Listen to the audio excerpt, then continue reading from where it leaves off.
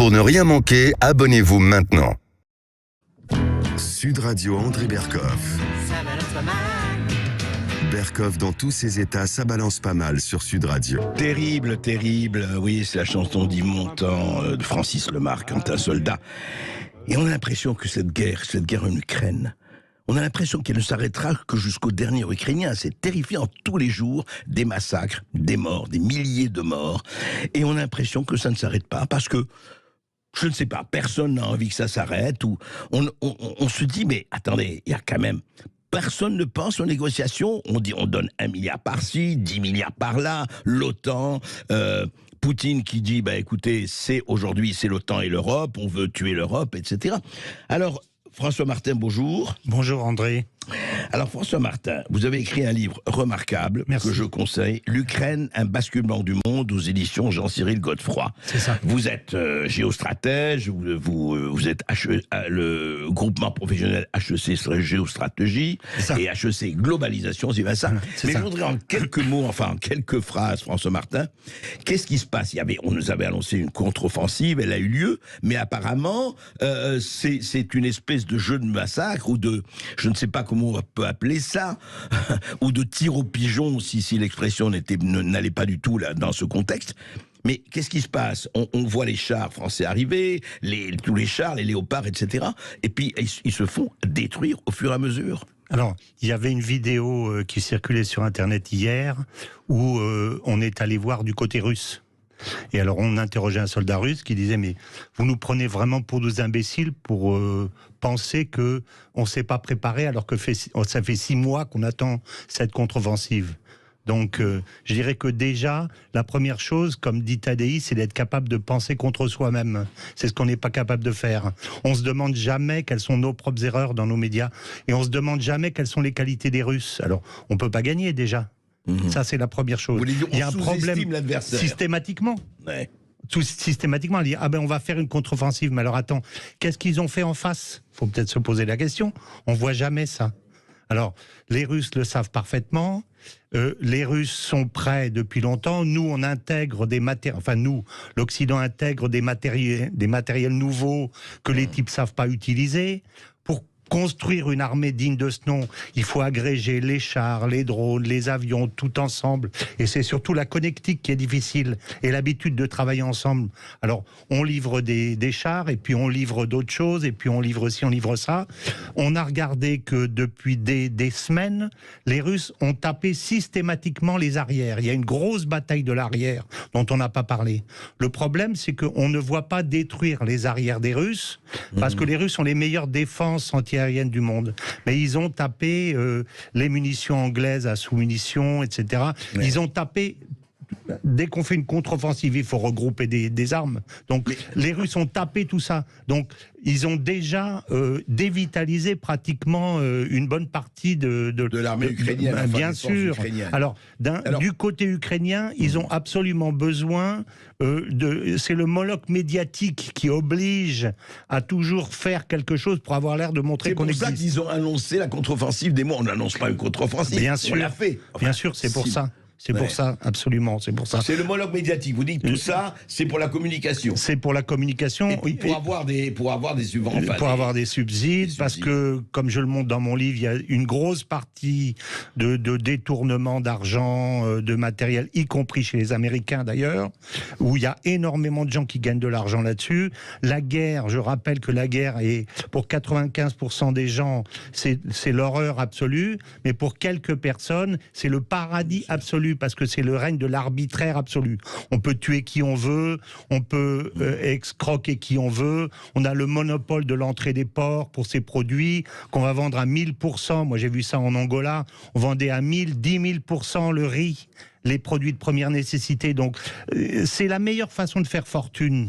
Voilà. Ouais. Donc, pour 5% des gens qui se foutent totalement de savoir s'il y a des milliers de morts ou des dizaines de milliers de morts. Bien entendu. En plus, il y a un élément qu'on n'a pas compris qui est très important à comprendre. Je pense que c'est peut-être l'essentiel. C'est que Poutine ne fait pas une guerre de décapitation, mais il fait une guerre de dévitalisation. C'est pas du tout la même chose. Nous, on est habitués aux guerres, à la guerre napoléonienne. On fonce, on fait une grande bataille, on gagne, on fait sauter le régime. Bon, Poutine fait la guerre, j'ai lu ça chez Bernard Wicht. Poutine fait la guerre d'Espagne de Franco, en fait. Et Franco, à un moment donné, a eu le choix de prendre Madrid ou de prendre Tolède. Madrid était mal défendu, Tolède était très bien défendu, il a attaqué Tolède. On a dit que c'était un mauvais général. Et il a répondu des années après en disant « À quoi m'aurait-il servi de faire sauter ce régime si à l'intérieur de la population, j'avais eu tout l'ennemi de l'intérieur pour me faire tous les républicains radicaux à l'intérieur pour m'empêcher de gouverner. Il fallait d'abord que je les massacre à travers la guerre pour pouvoir ensuite avoir un pays entre guillemets pacifié. » Alors donc oui, c'est ça que fait Poutine. Il n'a pas attaqué Kiev, Poutine. Non, mais par contre, son objectif, c'est tous les ukro-nazis, en fait. C'est cela, son véritable objectif. Et derrière cet objectif-là, il y a la dévitalisation de l'Occident. L'OTAN a annoncé hier qu'il n'avait plus de munitions. Il faut bien comprendre que lorsqu'on a fait une OPEX en Irak, on tire 600 obus par jour. Les Ukrainiens, OPEX, nos opérations extérieures. C'est ça. Les Ukrainiens, ça c'est Jacques Beau qui l'explique, les Ukrainiens tirent 4000 obus par jour. Et les Russes tirent 40 000 obus par jour. 40 000. Donc c'est Tyson avec en face un petit gamin de 80 kilos. Alors on a beau de lui mettre des stéroïdes dans tous les... Il y a la population, il y a les armes, il y a tout cela. C'est un rouleau compresseur. Voilà. Mais qui ne veut pas en fait tout envahir. C'est pas le problème. Du tout. Pas du tout. Ils font une guerre de... comment dire ça c'est une de vampirisation, je vais dire ça. Voilà. C'est ça la guerre. On aspire tout ce qu'on peut, on le tue, on l'écrase, et l'Occident produit en un mois. L'Occident produit en un mois les munitions que les Russes tirent en un jour. L'Occident produit en un mois ce que les Russes tirent en un jour. Voilà. Et comment ça se fait que l'Occident, qui est quand même richissime, n'a pas les moyens Parce que l'Occident s'est tourné depuis longtemps vers les opérations extérieures parce qu'elle pensait qu'il n'y aurait plus jamais de guerre de ce type-là. Donc eux, ils ont conservé les lignes de production pas chères, très longues, etc. etc. Ils produisent à plein aujourd'hui, et nous, on ne sait pas faire. On s'est tiré avec des canons César très précis, on sait, etc. etc. Et les avions dont on nous promet l'arrivée ne changeront rien. Parce qu'en fait, le vrai problème, il y a plusieurs problèmes de l'avion, mais l'un des principaux problèmes, c'est que pour 20 avions, d'après ce que je comprends, il faut 500 mécaniciens. On les met où ? Si on les met en Irak, si on les met en Ukraine, le lendemain, la base est détruite par les Russes, qui tirent où ils veulent, comme ils veulent. Et si on les met en Pologne, Poutine a déjà prévenu que c'est les Polonais qui allaient prendre. Parce que les Polonais, du coup, seront directement belligérants. Et ce sera le démembrement de l'Ukraine. Bien sûr. Si ça arrive. Bien sûr. On va continuer d'en parler, parler, parce qu'on veut parler du basculement du monde. C'est le titre de votre livre, François Martin. Restez avec nous, on continue avec François Martin, avec l'Ukraine, la Russie, et ce que ça implique pour nous, juste après les informations. À tout de suite. Ici Sud Radio. Les Français parlent aux Français. Les carottes sont cuites. Les carottes sont cuites. Sud Radio Berkov dans tous ses états.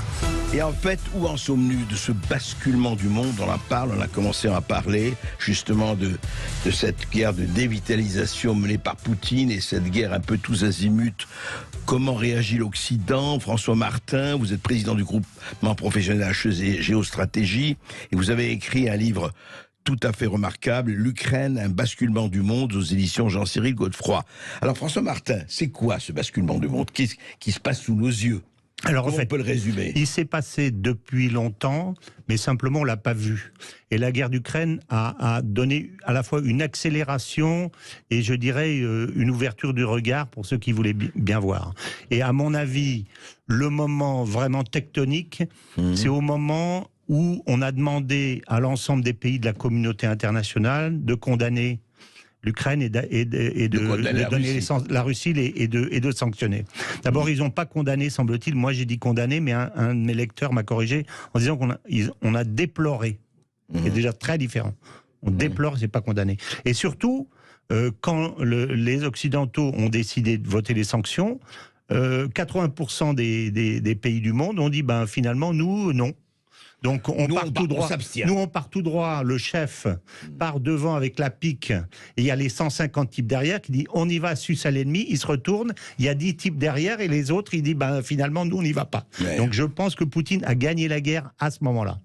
C'est dès le début. Il cherche son armée. Voilà. Oui, mon armée. Et en plus de ça, quand on sanctionne un pays qu'on veut lui faire un embargo, si je fais l'embargo avec le pays et que tout le monde fait l'embargo, il est sous embargo.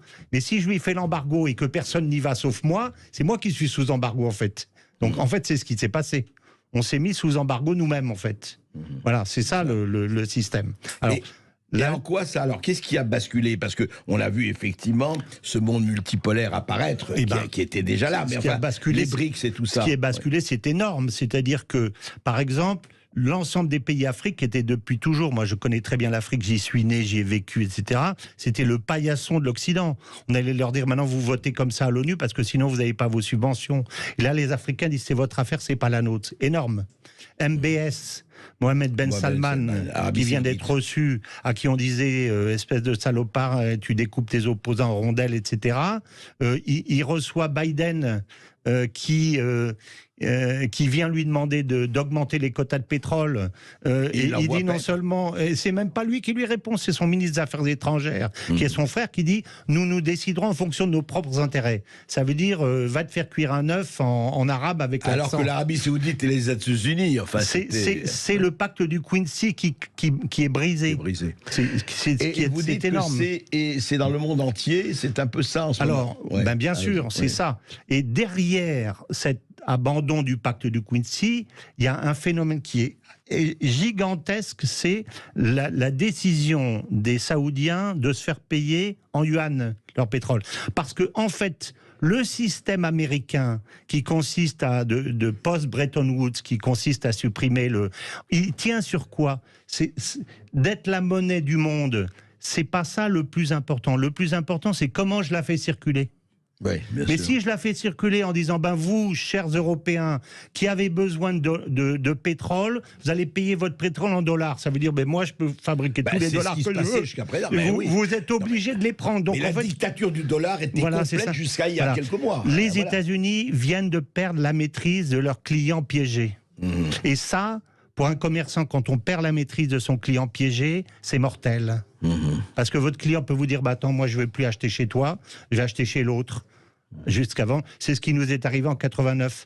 La chute de la France, c'est 89, parce que l'on avait un client piégé qui s'appelait l'Allemagne, et du jour au lendemain, l'Allemagne a été capable d'aller retrouver ses sources d'approvisionnement à l'Est, et nous, on n'a pas réagi. Ce jour-là, on est mort. Voilà. Et on n'a jamais cessé de faire des déficits depuis l'époque. C'est ce qui est en train de se passer avec les États-Unis aujourd'hui. Alors, qui en profite? La Chine, évidemment, la Russie va en profiter, le Moyen-Orient va en profiter, l'Inde va en profiter, etc. Mais bien sûr, tous ces pays-là. Lula, qui a dit moi, j'y vais pas. Et alors, l'autre phénomène qui est gravissime, c'est la situation de l'Europe. Parce que ça... en quoi est-elle gravissime? Elle est gravissime parce que Éric Branca rappelle dans L'Ami américain que les Américains ont toujours poursuivi, depuis la guerre, 2 stratégies contradictoires en parallèle pour choisir la meilleure à la fin. Ils ont en même temps choisi de se mettre avec les Russes contre les nazis, et en même temps ils essayaient de négocier avec les nazis pour les retourner, pour attaquer les Russes. Ensuite, ils ont financé l'OAS et le FLN en même temps. Ils ont financé Khomeini et ils ont financé le Shah en même temps. Et là, ils ont 2 objectifs en parallèle. L'un, c'est de détruire la Russie, et l'autre, c'est de se servir de cette guerre pour détruire l'Europe et partitionner l'Europe et la manger. Est-ce que ce n'est pas je dirais pas un complot, mais est-ce que ce n'est pas un fantasme? À votre avis, c'est totalement 50%, basé. je réponds simplement, 50% des ETI allemandes, sur le dernier sondage, ETI, c'est les entreprises, les PME, de taille intermédiaire, cherchent à déménager pour aller où? aux États-Unis. Le fait d'avoir arrêté le gaz bon marché, c'est la mort de l'Europe, tout simplement. Si on n'a plus la jugulaire avec le sang, on est mort. Voilà. Donc le problème, c'est que les Américains ont deux proies, ils poursuivent deux proies comme ils l'ont fait. L'une se défend, l'autre se défend pas. Donc ils vont manger celle qui se défend pas. C'est la logique des choses. Donc ils vont se retrouver, mais effectivement la logique des choses est là. Mais heureusement l'histoire est illogique, est aléatoire, et on va voir la suite. On espère. En tout cas, Voilà. Merci François Martin, merci pour vos éclaircissements. Je rappelle le titre de votre livre, vraiment encore une fois que je recommande absolument. C'est l'Ukraine, le basculement du monde. Et Dieu sait si ça vient de commencer, s'il ne va pas s'arrêter tout de suite. C'est ça. Merci André. Merci. Merci beaucoup.